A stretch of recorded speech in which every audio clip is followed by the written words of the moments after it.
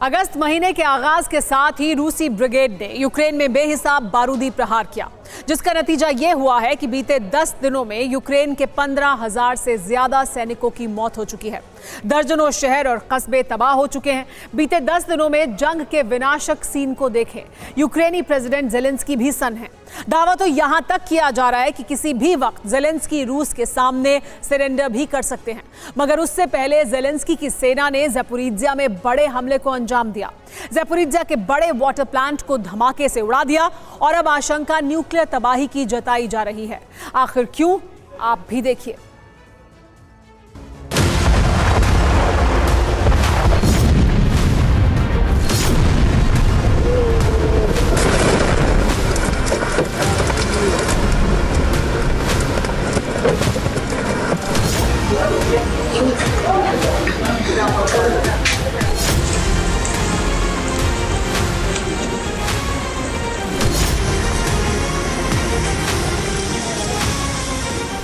एक जबरदस्त ब्लास्ट जिसकी गूंज से कई किलोमीटर का इलाका थर्रा उठा।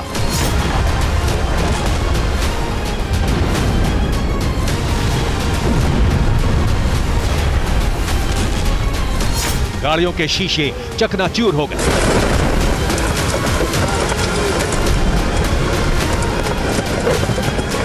प्रचंड ब्लास्ट के बाद आसमान में आग और बारूदी धुएं का गुबार उठता हुआ दिखाई देने लगा।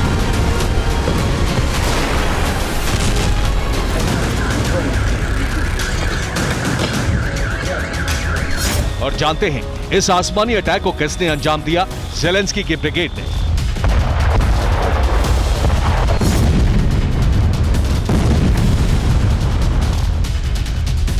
हैरानी की बात यह है कि इलाका यूक्रेन का, नोवा काखोवा वाटर प्लांट यूक्रेन का, बावजूद इसके यूक्रेनी सेना ने इसे क्यों तबाह किया?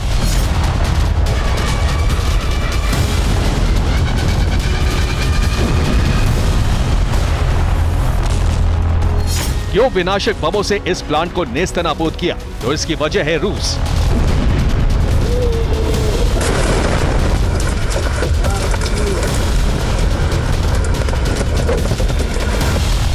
दरअसल ज़पोरिज्जिया रीजन पर रशियन फौज का कब्जा है।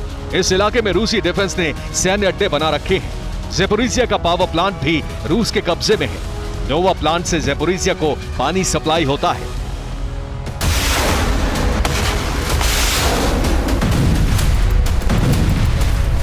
बस इसी के चलते यूक्रेन ने ज़पोरिज्जिया में मौजूद नोवा काखोवा वाटर प्लांट को विस्फोट से उड़ा दिया, उसे तबाह कर दिया ताकि ज़पोरिज्जिया में पानी की सप्लाई रोकी जा सके।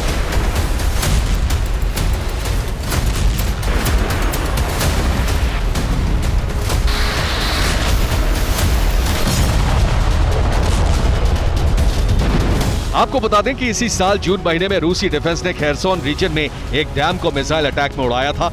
नीपर नदी पर बने करीब 3.2 किलोमीटर लंबे डैम की दीवार को नेस्तनाबूद किया था।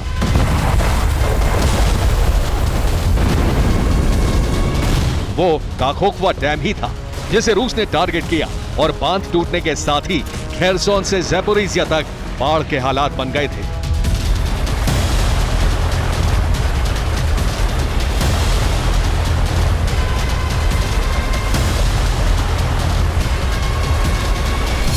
लेकिन इस बार यूक्रेन ने नोवा काखोवा वाटर प्लांट पर हमला किया, उसे तहस नहस किया।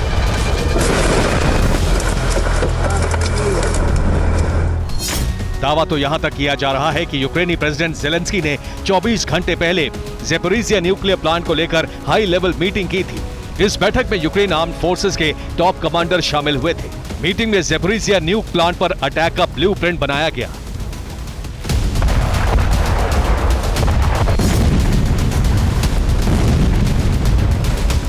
और शायद इसी कड़ी में सबसे पहले ज़पोरिज्जिया के नोवा काखोवा वाटर प्लांट पर अटैक किया गया।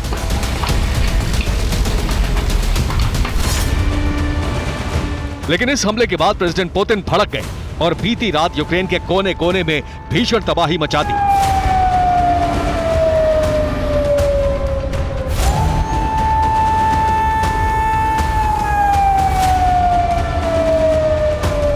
बारूदी भवंडर ला दिया। यकीन ना हो तो यूक्रेन के अलग अलग रीजन, शहरों से सामने आई इन तस्वीरों को देखिए।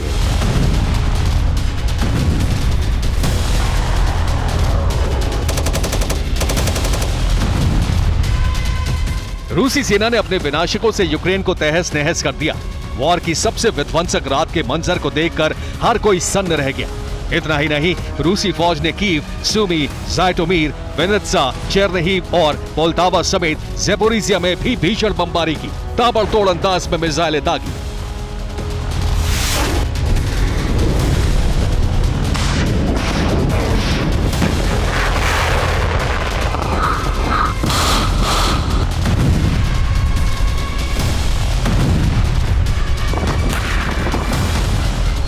ज़ेपोरिज़िया में रूस की मिसाइल स्ट्राइक के चलते 2 लोगों की मौत हुई, जबकि आधा दर्जन से ज्यादा लोग घायल हुए।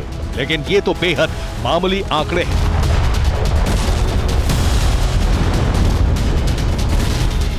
अगर बीते 10 दिनों की बात करें तो 1 अगस्त से लेकर अब तक रूस के हमलों में यूक्रेनी सेना के 15,000 से ज्यादा सैनिकों की मौत हो चुकी है। इतना ही नहीं, 66 सिविलियन भी मारे जा चुके हैं, जबकि रूसी अटैक में 127 टैंक तबाह हो चुके हैं। इसके अलावा 326 आर्मर्ड व्हीकल भी तबाह हुए हैं। वहीं 27 आर्म्स डिपो को रूस ने तहस नहस किया है।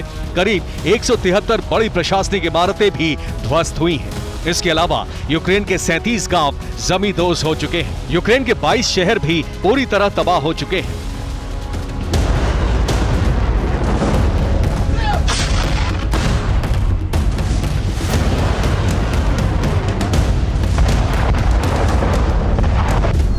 ये सिर्फ 10 दिनों का बारूदी विनाश है। ऐसे में आप अंदाजा लगा सकते हैं कि बीते 18 महीनों से रूस यूक्रेन युद्ध जारी है तो कितनी तबाही रूस ने मचाई होगी।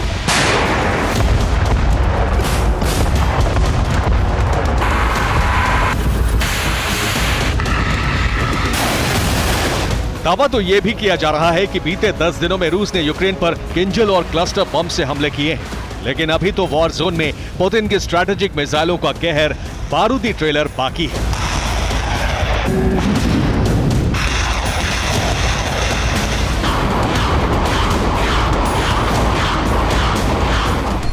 आपको बता दें कि इस तबाही के बाद अब ज़ेलेंस्की के सारे रास्ते बंद हो चुके हैं। वहीं नेटो के बढ़ते दबाव में अब ज़ेलेंस्की के पास एक ही चारा बचा है और वो है न्यूक्लियर बम या फिर एटमी विनाश।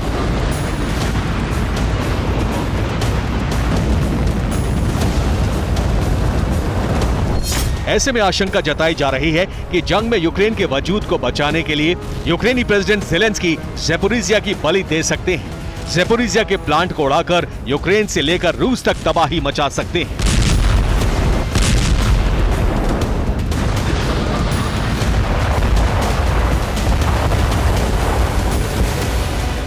Bureau report, TV9 Bharatvarsh.